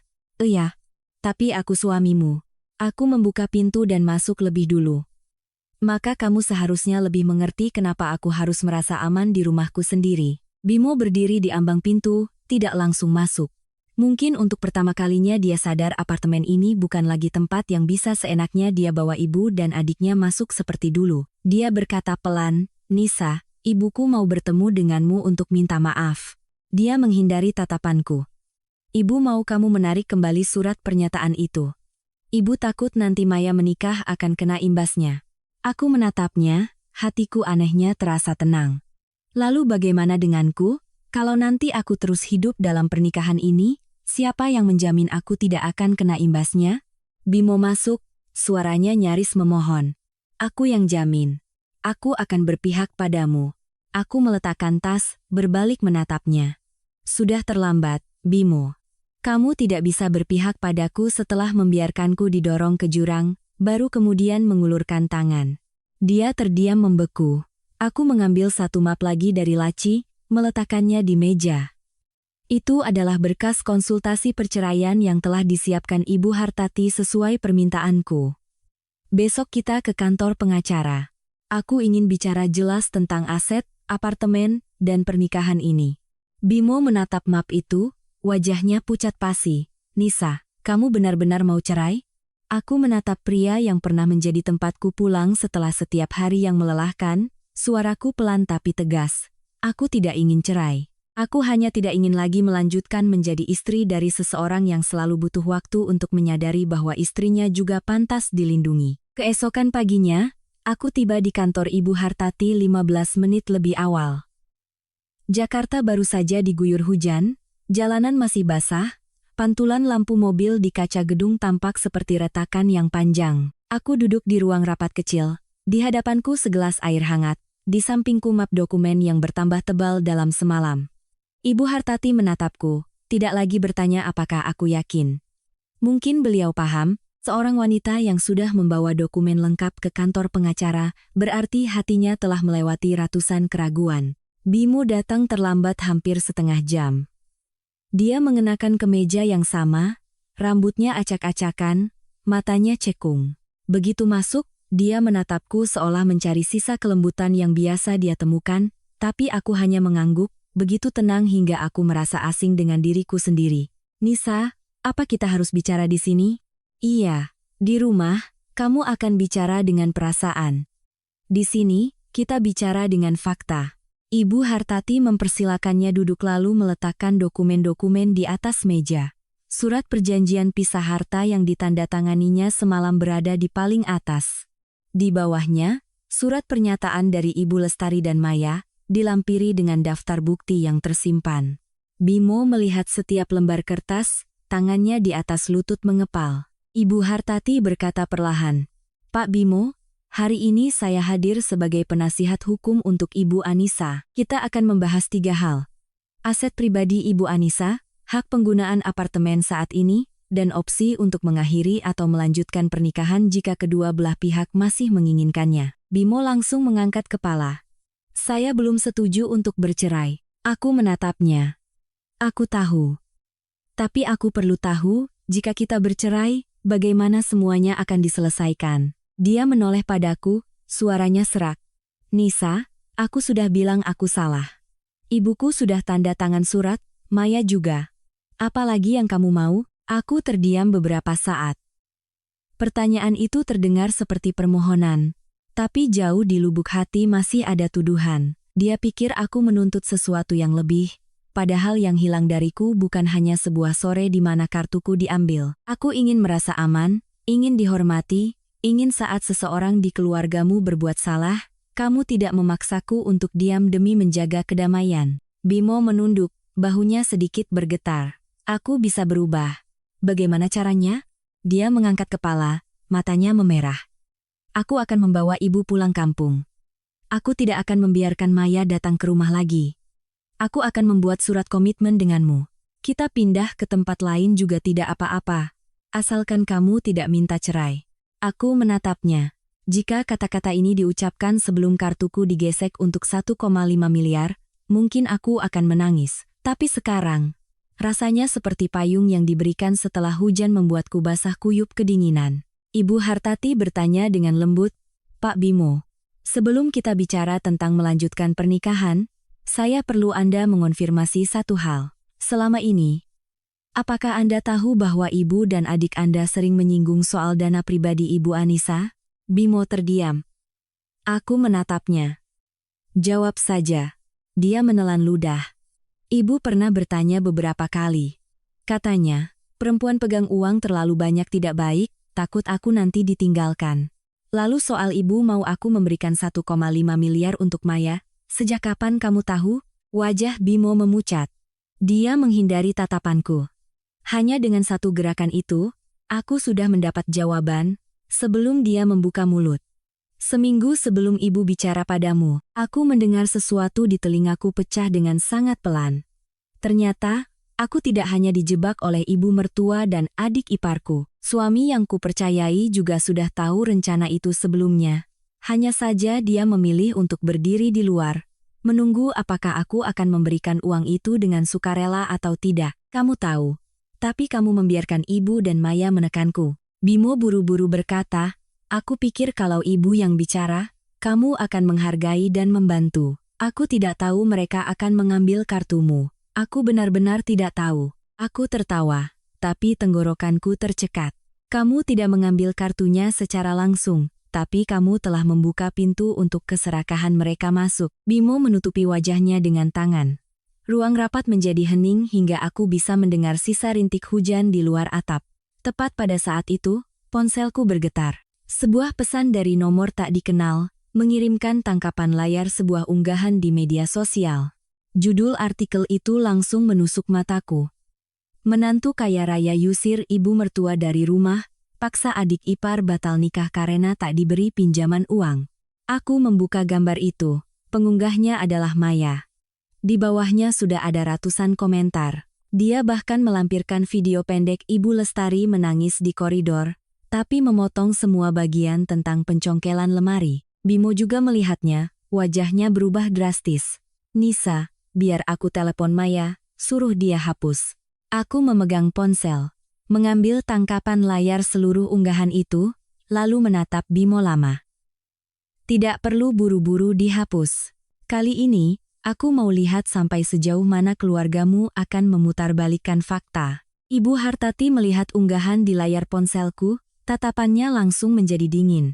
Bimo berdiri di sampingnya, wajahnya sepucat orang yang tirai terakhirnya baru saja dibuka paksa. Dalam unggahan itu, Maya bercerita bahwa aku adalah menantu kaya tapi tak punya hati, tinggal di apartemen mewah tapi tak memberi tempat untuk ibu mertua, dan tega merusak pernikahan adik iparnya hanya karena tak mau meminjamkan uang.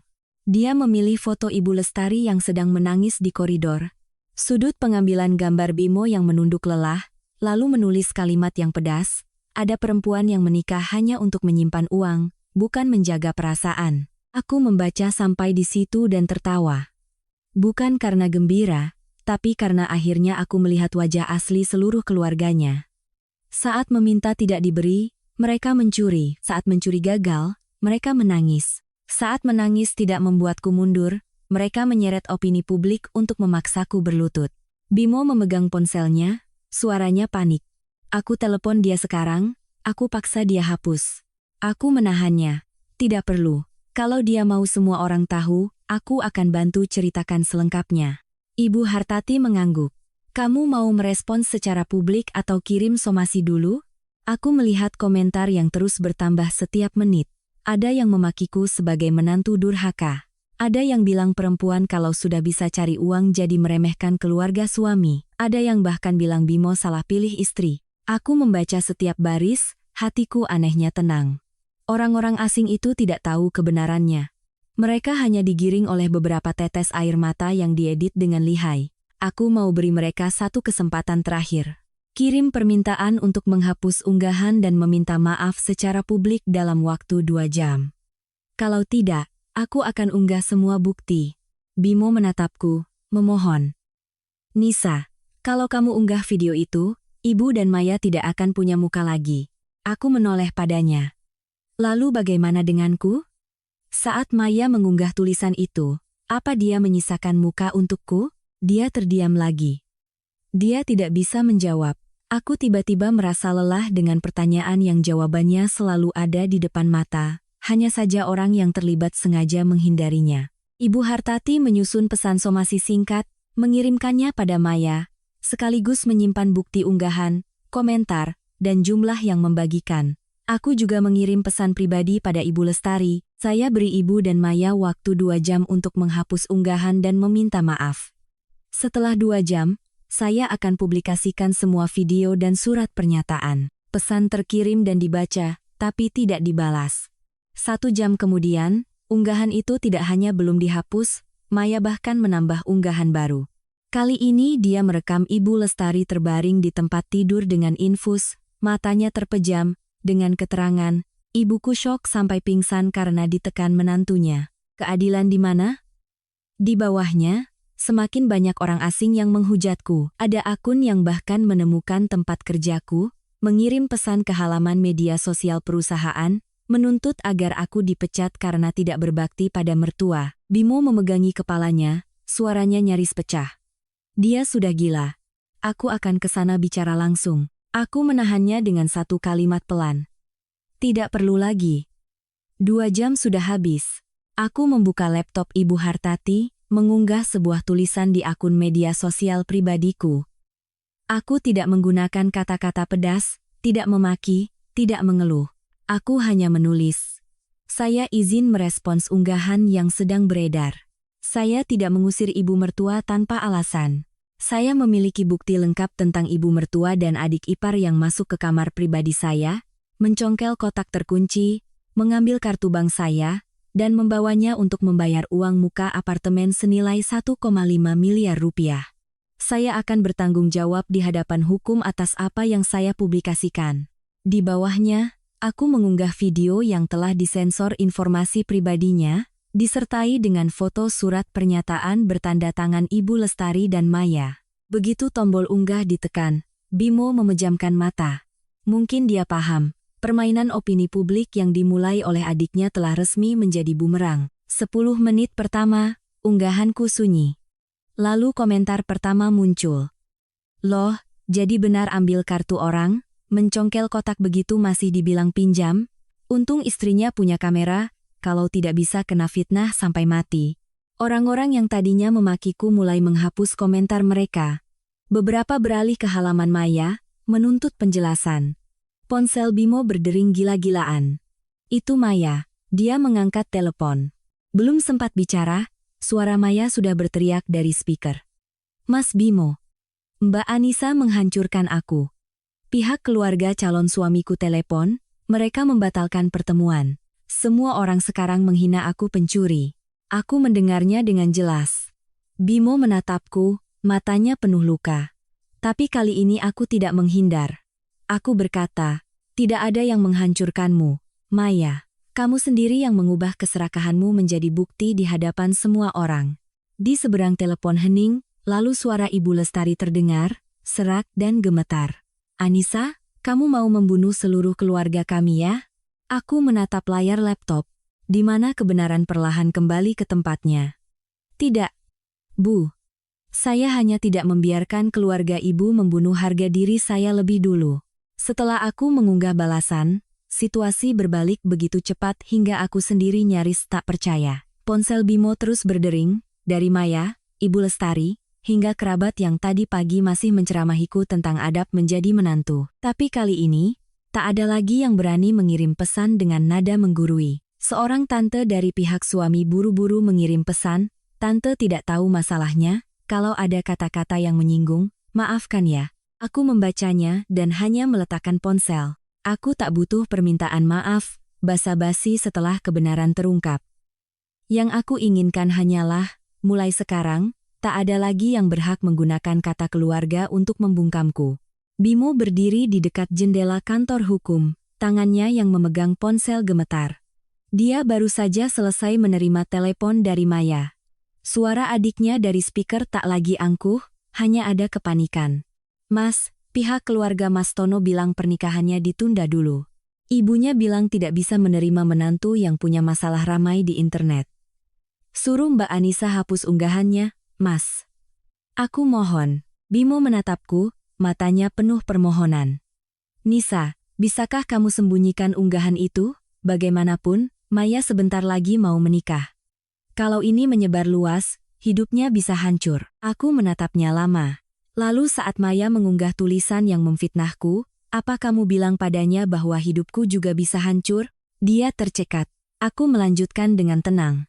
Aku mengunggah bukan untuk balas dendam, tapi untuk membela diri. Jika Maya menghapus unggahannya, meminta maaf secara publik, dan berjanji tidak akan menyinggungku lagi, aku tidak akan memperpanjang masalah. Tapi aku tidak akan menghapus bukti sebelum dia bertanggung jawab. Bimo menunduk. Dia tahu tak bisa lagi memaksaku. Mungkin untuk pertama kalinya dalam 3 tahun pernikahan, dia sadar bahwa perempuan yang terlalu lama diam bukan karena lemah, tapi karena masih ingin menjaga sedikit harga diri untuk orang yang dicintainya. Saat harga diri itu diinjak-injak oleh mereka sendiri, dia tak akan lagi memungutnya untuk mereka. Sorenya, aku kembali ke kantor. Bagian SDM memanggilku untuk diskusi karena ada beberapa akun tak dikenal yang mengirim pesan menyerang. Aku membawa seluruh berkas, hanya menjelaskan sesuai fakta. Direkturku melihat rekaman video, terdiam sejenak, lalu berkata, Nisa, perusahaan tidak ikut campur urusan pribadi, tapi jika ada yang terus menggunakan informasi palsu untuk mengganggu pekerjaanmu, divisi hukum kami akan membantu. Aku keluar dari ruang rapat, hati sedikit lebih lega. Aku pernah takut disalahpahami, takut satu cerita yang dipelintir akan merusak semua yang telah kubangun. Tapi ternyata, hal yang paling menakutkan bukanlah dipandang salah oleh orang lain sesaat. Hal yang paling menakutkan adalah karena takut dipandang salah, kita harus hidup salah di hadapan diri sendiri. Malam itu, saat aku baru tiba di lobi apartemen, aku melihat Bimo menunggu. Di sampingnya ada ayah mertuaku, Pak Wibowo, orang yang selama ini jarang sekali ikut campur urusan keluarga. Beliau kurus, kulitnya gelap, mengenakan kemeja lama, wajahnya tampak berat. Begitu melihatku, beliau mendekat, suaranya serak. Nisa, Bapak tahu ibumu salah. Tapi kamu membuat masalah ini terlalu besar, seluruh keluarga besar jadi malu. Aku mengangguk sopan. Selamat malam Pak. Jika Bapak datang untuk mendengar kebenaran, saya siap bicara. Jika Bapak datang untuk menyuruh saya diam, saya mohon maaf tidak bisa mendengarkan. Pak Wibowo tertegun. Mungkin beliau tak menyangka menantu yang dulu selalu lembut bisa bicara selugas ini. Bimo buru-buru menyela, Nisa, ayah hanya ingin keluarga kita duduk bersama. Aku menatap Bimo. Keluarga yang mana?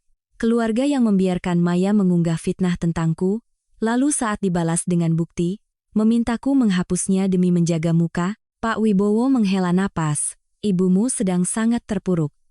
Dia bilang kalau kamu tidak memaafkan, dia tidak punya jalan hidup lagi. Aku mendengar kalimat itu dan hatiku mendingin.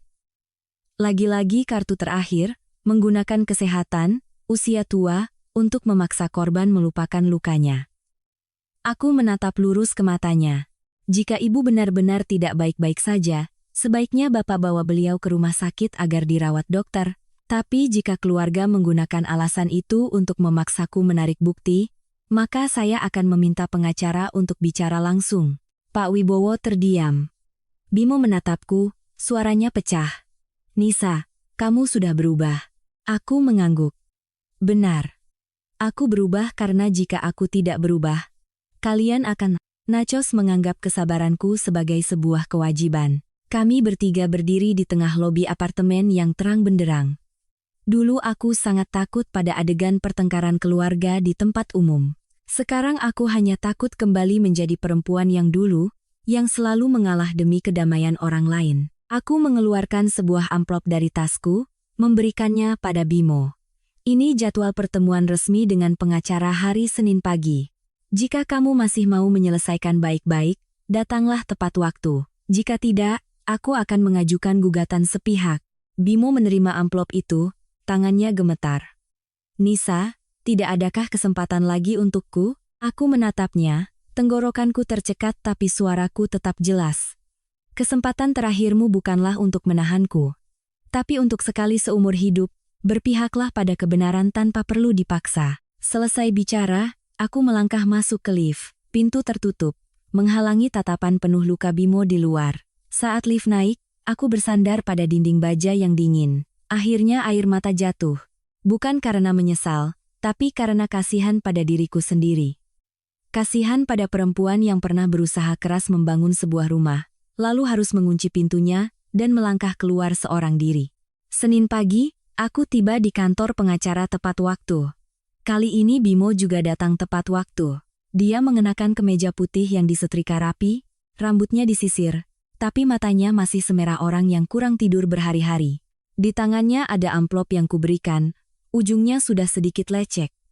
Aku menatapnya, teringat hari kami mendaftar pernikahan. Saat itu dia juga memakai kemeja putih, berdiri di hadapanku dengan gugup seolah takut jika terlambat sedetik saja aku akan berubah pikiran. 3 tahun berlalu, kami kembali duduk di sebuah ruangan dengan kertas, stempel, dan tanda tangan. Bedanya, dulu aku menandatangani untuk masuk ke dalam pernikahan. Hari ini, aku datang untuk mencari jalan keluar. Ibu Hartati meletakkan draft kesepakatan cerai di atas meja. Isinya sangat jelas. Apartemen di Tebet adalah aset pribadiku karena dibeli sebelum menikah. Dana hampir 12 miliar rupiah adalah aset pribadiku. Bimo tidak menyengketakannya. Aset bersama yang nilainya kecil selama pernikahan akan dibagi sesuai kesepakatan.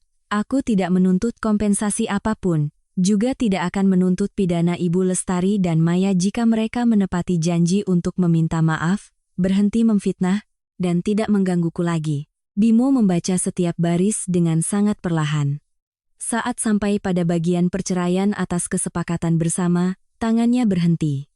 Nisa, aku sudah bicara dengan Ibu dan Maya. Aku diam menunggunya melanjutkan. Maya sudah menghapus unggahannya. Dia juga sudah minta maaf. Meskipun kata-katanya masih belum tertata baik, pihak keluarga calon suaminya sepertinya tidak akan melanjutkan. Ibuku juga sadar masalah ini tidak bisa dilimpahkan padamu. Aku menatapnya. Lalu bagaimana denganmu? Dia mengangkat kepala, matanya memerah. Aku sadar. Aku sadar. Aku sudah salah sejak lama. Bukan hanya soal kartu ini. Aku salah karena selalu berpikir kamu kuat, jadi kamu bisa menanggung sedikit lebih banyak. Aku salah karena mengira posisi di tengah adalah yang paling menderita. Padahal sebenarnya aku telah membiarkanmu berdiri sendirian tanpa ada yang membela. Tenggorokanku tercekat. Ada kata-kata yang pernah kutunggu sampai lelah, tapi saat datangnya terlalu terlambat, ia tak lagi bisa membuka pintu manapun. Rasanya hanya seperti ketukan pelan di sebuah rumah yang lampunya sudah padam. Terima kasih karena sudah mengerti. Bimo menatapku lama. Tapi mengerti pun sudah tidak ada gunanya lagi, kan? Aku menunduk menatap kertas di meja.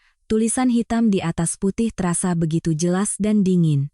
Ada hal-hal yang tidak bisa kembali hanya dengan pengertian. Kepercayaan tidak seperti kartu bank.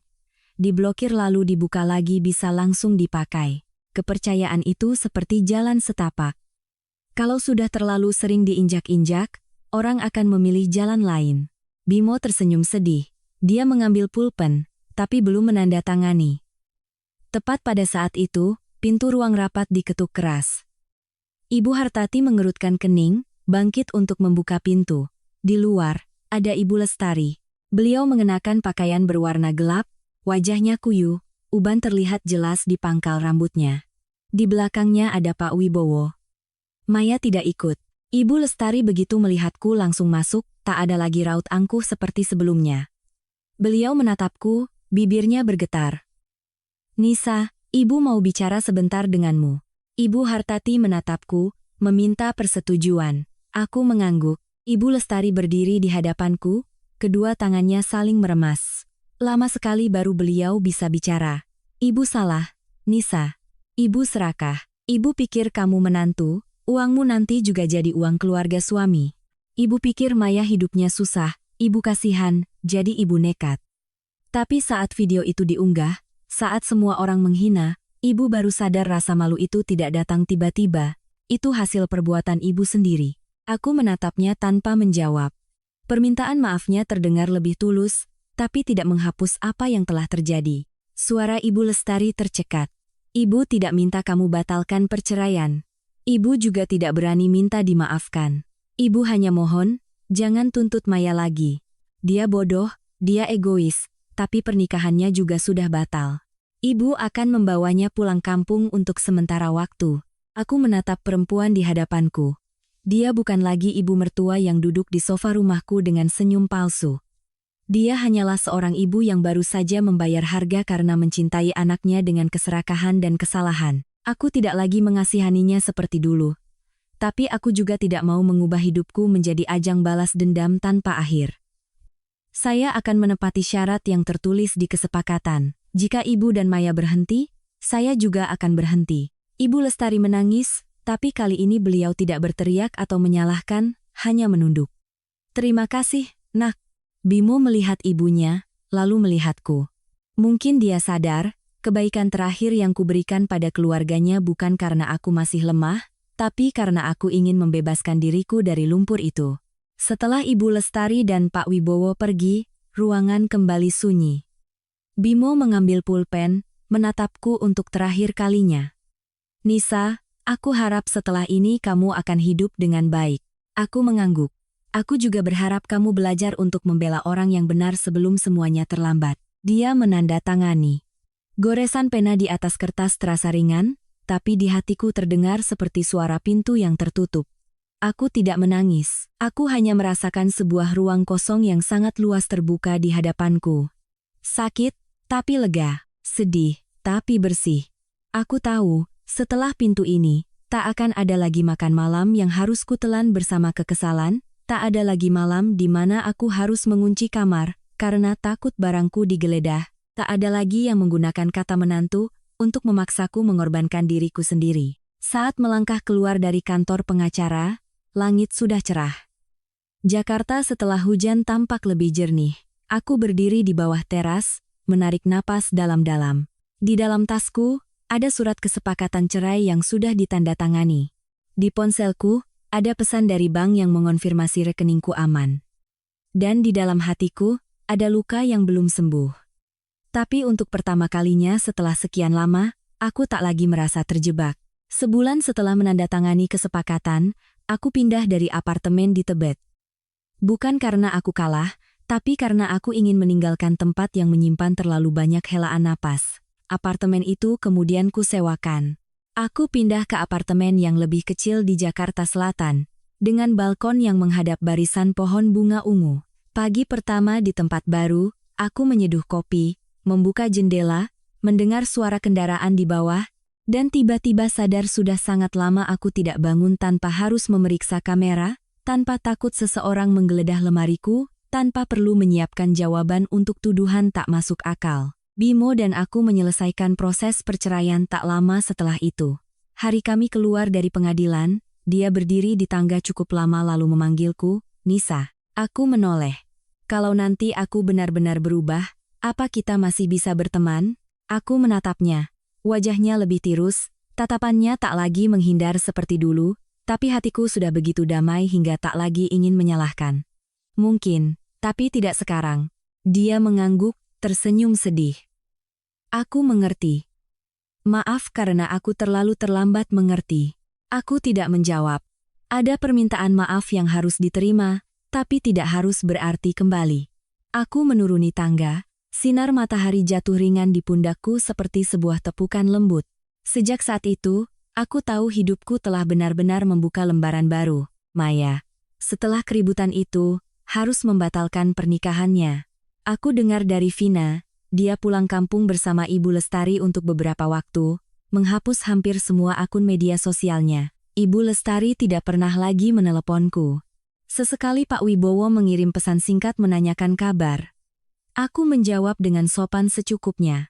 Aku tidak ingin membenci mereka seumur hidup, tapi aku juga tidak ingin membuka kembali pintu yang pernah membuatku berdarah. Memaafkan bagiku bukan berarti memberi orang lain kesempatan lagi untuk menyakitiku. Memaafkan adalah meletakkan masalah itu, lalu melangkah pergi. 6 bulan kemudian, aku keluar dari perusahaan lama, bersama 2 teman mendirikan sebuah perusahaan konsultan data untuk usaha kecil. Dana yang kusimpan akhirnya tidak lagi diam di rekening sebagai benteng pertahanan. Ia menjadi modal investasi, meja kerja, gaji pertama karyawan, dan rapat-rapat hingga larut malam. Tapi hatiku lega. Setiap kali menandatangani kontrak baru, aku teringat pada mesin EDC yang menampilkan tulisan transaksi gagal hari itu. Saat itu, mereka pikir kartu yang terblokir adalah akhir dari mimpi membeli rumah. Sementara aku tahu, itu adalah momen di mana hidupku justru terbuka kuncinya. Suatu sore di akhir tahun, aku berdiri di balkon apartemen baruku, memandang kota yang mulai menyalakan lampunya. Ponselku menerima pesan dari Bimo. Ibu sekarang sudah lebih baik, Maya juga sudah mulai bekerja lagi. Aku hanya ingin memberitahumu agar kamu tenang. Aku membacanya, tidak langsung membalas. Beberapa saat kemudian, aku membalas, semoga kalian semua hidup dengan baik dan tidak lagi menyakiti siapapun. Hanya itu. Tanpa menyalahkan, tanpa kasihan, tanpa penyesalan. Aku pernah berpikir, pernikahan adalah tempat di mana kita bisa dengan aman melepaskan baju zirah kita. Setelah semuanya, aku sadar, tak peduli mencintai siapapun, seorang perempuan harus tetap memiliki dunianya sendiri, batasannya sendiri, dan harga diri yang tak boleh diinjak siapapun. Uang bukanlah segalanya, tapi uang yang kita hasilkan dengan keringat adalah bagian dari martabat kita. Orang yang tulus mencintai kita, tidak akan memaksa kita membuktikan kasih sayang, dengan mengorbankan diri kita sepenuhnya. Kisahku berakhir bukan dengan balas dendam yang gemilang, melainkan dengan sebuah pagi yang damai. Aku memasak sarapanku sendiri, menyetir ke kantorku sendiri, dan memutuskan hidupku sendiri. Dan saat bercermin, aku melihat seorang perempuan yang pernah dikhianati, pernah sakit, pernah menangis, tapi pada akhirnya tetap berdiri, tidak membiarkan keserakahan orang lain mengubahnya menjadi korban yang menyedihkan. Aku tersenyum pada diriku sendiri, karena setelah semua ini, aku tidak kehilangan hal yang paling penting, hak untuk hidup baik pada diriku sendiri.